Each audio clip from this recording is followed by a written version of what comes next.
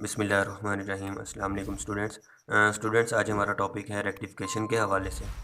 तो सबसे पहले हम इसकी डिफ़ाइन देखते हैं। The conversion of AC into DC, कि हमारे पास ऐसी कन्वर्जन है, ऐसा प्रोसेस है जिसके अंदर हम कन्वर्ट करते हैं अल्टरनेटिंग करंट को किसके अंदर, डीसी करंट के अंदर। तो उसे हम किसका नाम देते हैं, रेक्टिफिकेशन का नाम देते हैं। अब इस रेक्टिफिकेशन के लिए जो हम सर्किट या डिवाइस का इस्तेमाल करते हैं उसे हम किसका नाम देते हैं, रेक्टिफायर का नाम देते हैं। मतलब कि इसके लिए हम एक डायोड का इस्तेमाल करते हैं। अब डायोड हमारे पास क्या होता है, हम किस तरह से देखते हैं। तो सबसे पहले हमारे पास पॉइंट्स याद रखने हैं कि हमारे पास डायोड इज़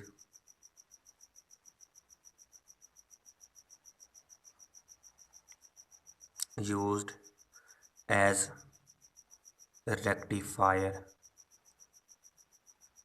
मतलब कि रेक्टिफिकेशन के लिए जो हम डिवाइस का इस्तेमाल करते हैं वो हमारे पास क्या होता है, रेक्टिफायर होता है। इसके बाद डायोड एक्ट्स एज स्विच के तौर पर भी क्या करता है, ये इस्तेमाल होता है, यूज़ होता है। इसके बाद हम कह सकते हैं कि हमारे पास जो डायोड है, diode used for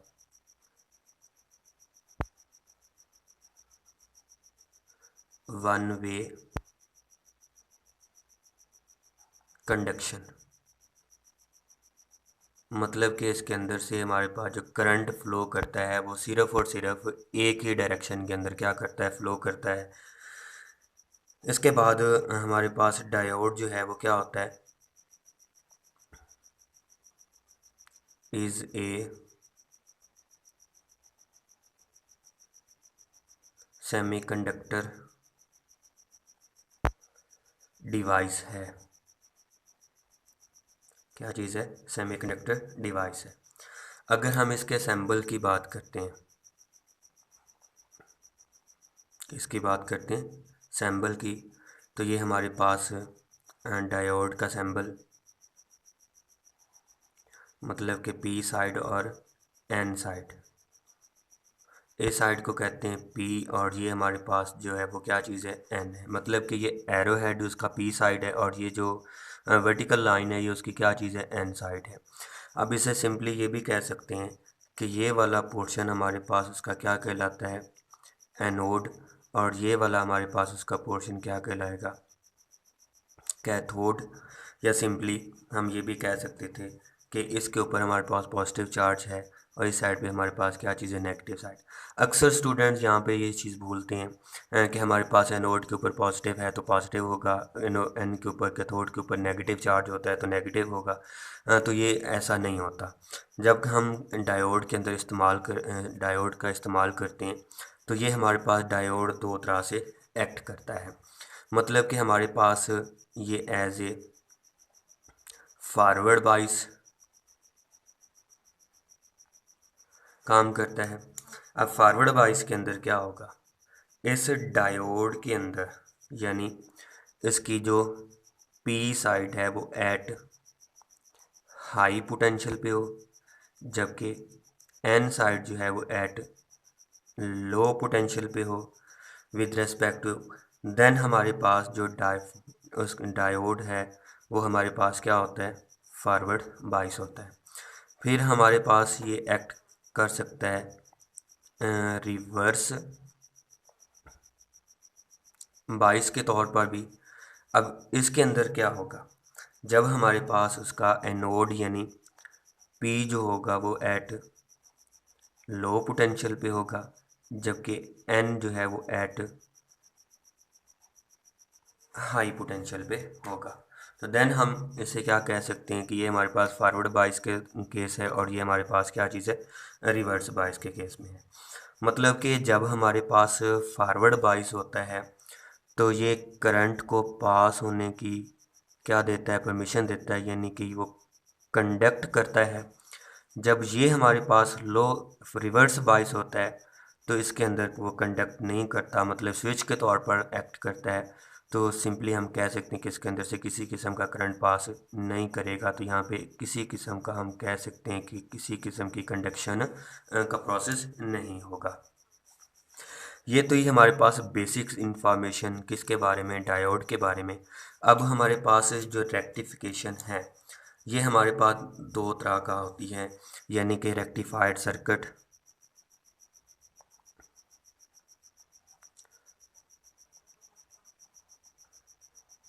rectified circuits are of two type, या हम कह सकते हैं कि काइंड का हो सकता है। एक हमारे पास फॉरवर्ड, उसके अंदर हाफ वेव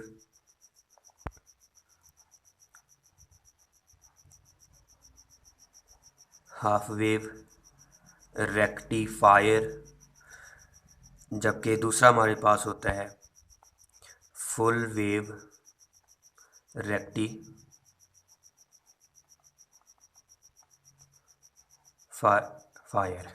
यानी कि हमारे पास एक हाफ वेव होता है और एक हमारे पास क्या होते हैं, फुल वेव होते हैं। सबसे पहले हम देख लेते हैं कि हमारे पास हाफ वेव क्या है। हाफ वेव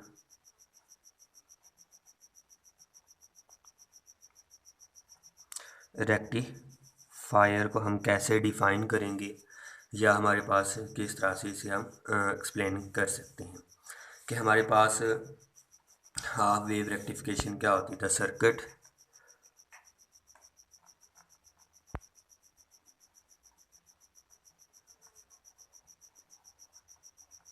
which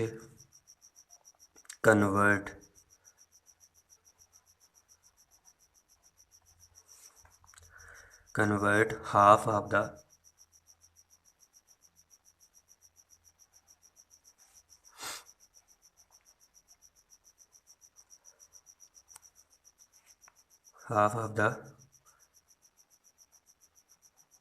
input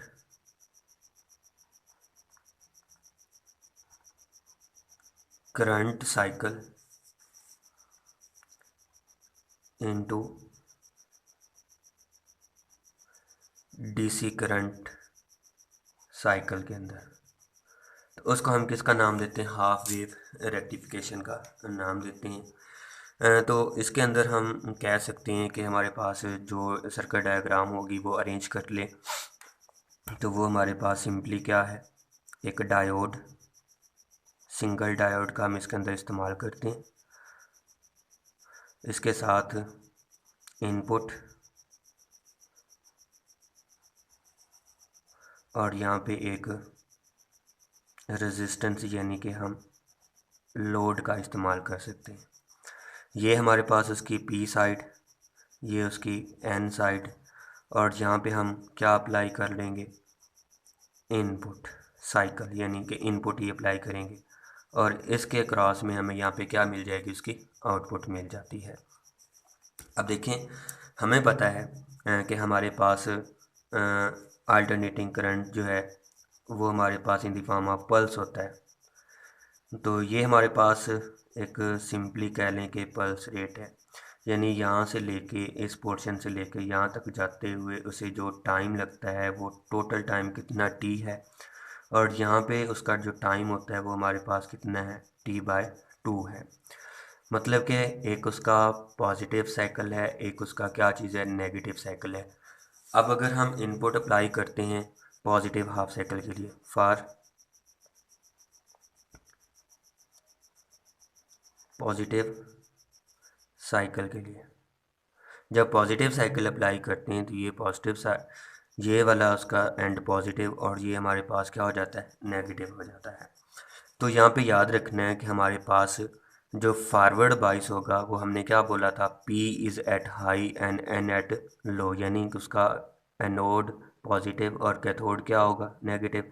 तो यहाँ पे हमारे पास पॉजिटिव चार्ज आ गया और यहाँ पे क्या आ गया, नेगेटिव चार्ज आ गया, जिसकी वजह से इसके अंदर से करंट क्या कर सकता है, फ्लो करेगा, और यहाँ पे हमें उसकी क्या मिल जाती है, आउटपुट मिल जाती है। मतलब कि हमारे पास पॉजिटिव हाफ साइकिल के अंदर जो है डायोड जो है वो क्या हो जाता है,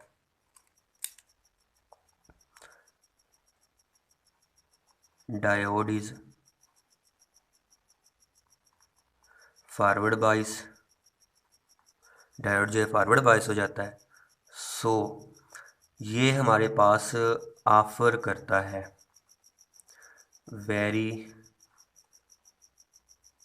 लो रेजिस्टेंस, बहुत ही लो रेजिस्टेंस क्या करता है, ऑफर करता है।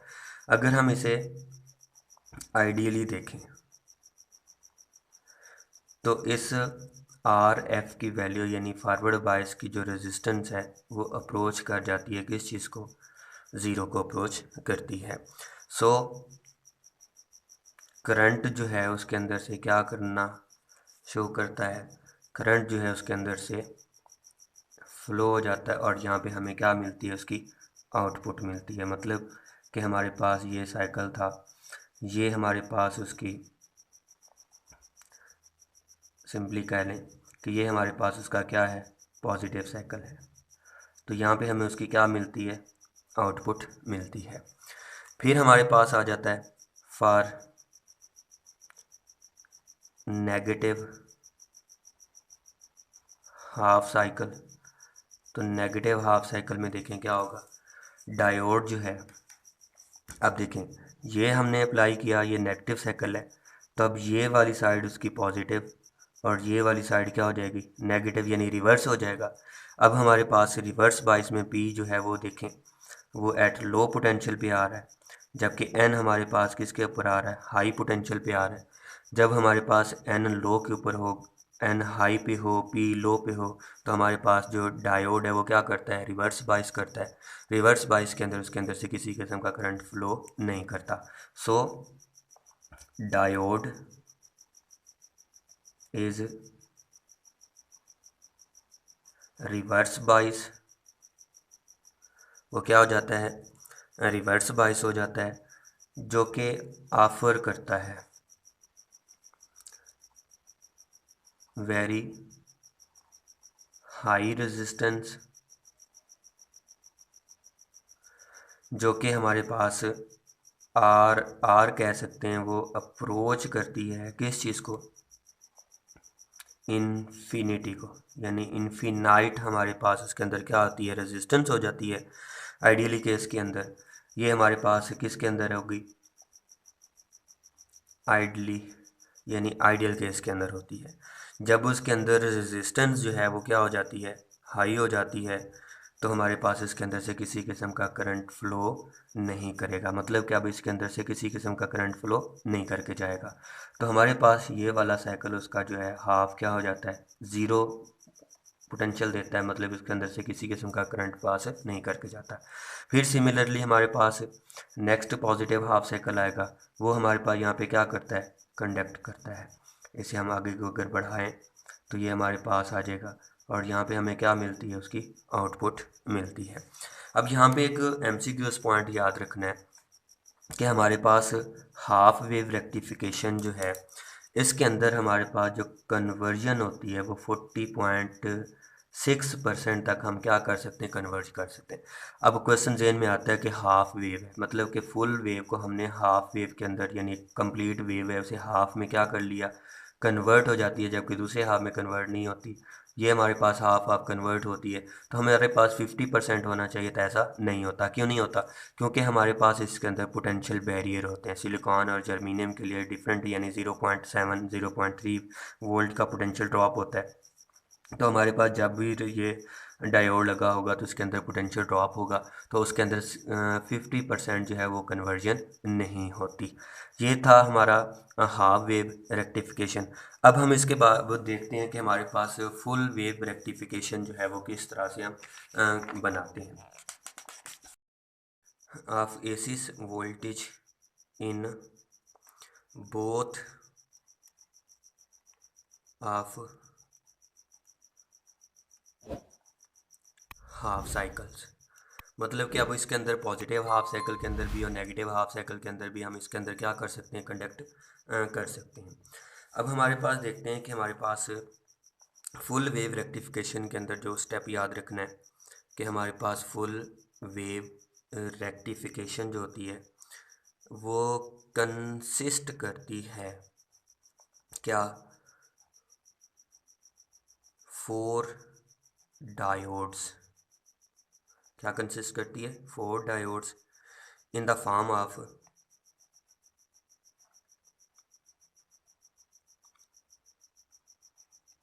ब्रिज की शक्ल में, तो इसकी शक्ल में, ब्रिज की शक्ल में हम कहते हैं कि ये हमारे पास also called bridge wave rectification, fire circuit भी कह सकते हैं।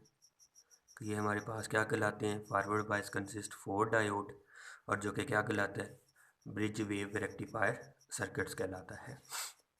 अब हमें इसके अंदर देखना है, ड्रॉ करना है सर्किट को, वो हमारे पास है इसी सेम टू सेम वैसे हमने उसके अंदर जैसे ड्रॉ किए थे कि हमारे पास एक साइकिल,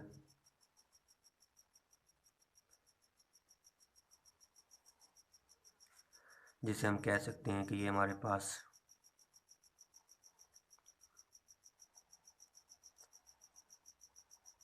अल्टरनेटिंग इनपुट कह लें, और यहाँ पे हम उसकी क्या हासिल कर सकते हैं, आउटपुट, यानी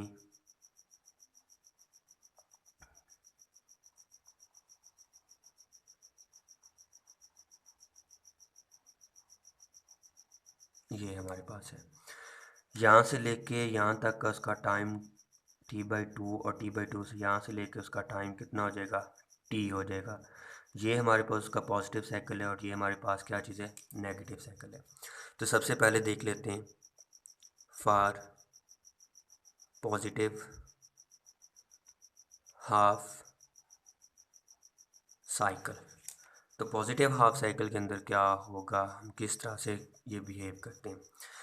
हमारे पास इसे कह दें ए पॉइंट है, ये बी पॉइंट है। अगर हम इसे पॉजिटिव हाफ साइकिल के तौर पर बिहेव करवाएं तो ये उसका पॉजिटिव एंड हो जाएगा, और ये हमारे पास क्या हो जाएगा, नेगेटिव एंड। तो ये डायोड आपके पास है D1, ये डायोड D2, ये डायोड D3, और ये आपके पास डायोड क्या आ जाएगा, 4 आ जाएगा। मतलब 4 डायोड ने मिलकर क्या बनाया, सर्किट। और यहाँ से हमारे पास लोड, यानी कि हम सिंपली कह सकते हैं कि रेजिस्टेंस है, RL है। अब क्या होगा, यहाँ से हमारे पास करंट फ्लो करके आएगा, यहाँ पे पहुँचेगा ए पोर्शन के ऊपर। तो यहाँ पे करंट को फ्लो करने के दो पाथ मिल रहे हैं, एक D4 की जानिब में और एक D1 की जानिब। अब देखें कि हमारे पास आगे क्या चीज़ है, barrier N side. N side हमारे पास पॉजिटिव के ऊपर, और दूसरी साइड हमारे पास लो, पी लो के ऊपर है, और एन किसके ऊपर है, हाई के ऊपर है। तो ये हमारे पास यहाँ पे क्या हो जाएगा, रिवर्स बाइस हो जाता है। जब ये रिवर्स बाइस होगा तो इसके अंदर से करंट क्या कर सकता है, ऑटोमेटिकली फ्लो कर सकता है। तो जब इस पॉइंट के ऊपर आएगा तो यहाँ पे फिर उस करंट को दो पाथ मिल रहे हैं, एक हमारे पास D2 की जानिब में आ रहा है, एक रेजिस्टेंस के आगे, फिर हमारे पास क्या चीज़ है, एन साइड और पी साइड है। तो ये भी हमारे पास क्या हो जाएगा, रिवर्स बाइस हो जाएगा, और करंट यहाँ से फ़्लो करता हुआ इस तरह से फ़्लो करता करता यहाँ से जंप लगा के इस जगह पे पहुँचेगा, और यहाँ से हमारे पास इस पॉइंट के ऊपर करंट को फिर से दो रास्ते मिल रहे हैं, एक D4 और एक D3। D4 ऑलरेडी रिवर्स हो चुका, उधर को जाएगा नहीं, तो करंट यहाँ से फ़्लो करता हुआ इस पोर्शन पे पहुँचेगा और बी एंड के ऊपर आ जाएगा, बी पॉइंट के ऊपर। तो यहाँ से बी पॉइंट के ऊपर से फिर से दो रास्ते मिल रहे हैं, एक D2 की जानिब में और एक इधर की। D2 रिवर्स हो चुका, तो यहाँ से करंट फ्लो करता हुआ यहाँ से जंप लगा के अपना सर्किट क्या करेगा, कंप्लीट करेगा, और हमें यहाँ पे क्या मिल जाती है, उसकी आउटपुट मिल जाती है। मतलब कि यहाँ पे हमारे पास करंट जो है वो क्या करेगा, अपनी आउटपुट रिप्रेजेंट करता है। फिर हमारे पास आता है उसका ड्यूरिंग कुछ टाइम के बाद, मतलब कि यहाँ पे अगर टाइम देखा जाए तो ये हमारे पास 0 से लेके कहाँ तक का टाइम था, 0 से T/2 तक का टाइम है। तो इस टाइम के अंदर देखा हमने कि diode D1 and D3 are forward bias and conduct. उन्होंने क्या किया है, कंडक्ट किया है। मतलब कि उसके अंदर D1 और D2 फॉरवर्ड बाइस हो गए और कंडक्ट करते हैं, तो उसके अंदर करंट की डायरेक्शन हमने ये यहाँ से देख ली। अब हमारे पास आता है कि ड्यूरिंग नेगेटिव साइकिल क्या होगा या किस तरह से फ्लो करके जाएगा। ड्यूरिंग नेगेटिव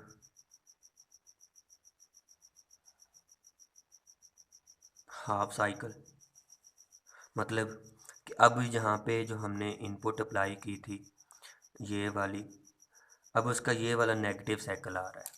जब ये नेगेटिव आएगा तो मतलब कि इसकी पोलैरिटीज़ क्या हो जाएंगी, ये चेंज हो जाएंगी, ये पॉजिटिव और वो क्या हो जाएगा, नेगेटिव हो जाएगा।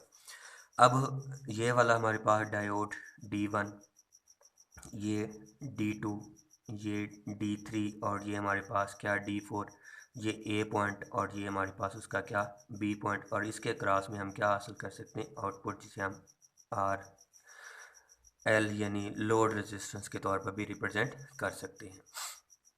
अब हमारे पास किस तरह से रिप्रेजेंट होगा, जब ये करंट यहाँ से फ्लो करता हुआ इस पोर्शन पे आता है तो बी पॉइंट के ऊपर उसके दो रास्ते मिलते हैं। अब दो रास्ते कौन कौन से, एक D2 और D3 मिल रहे।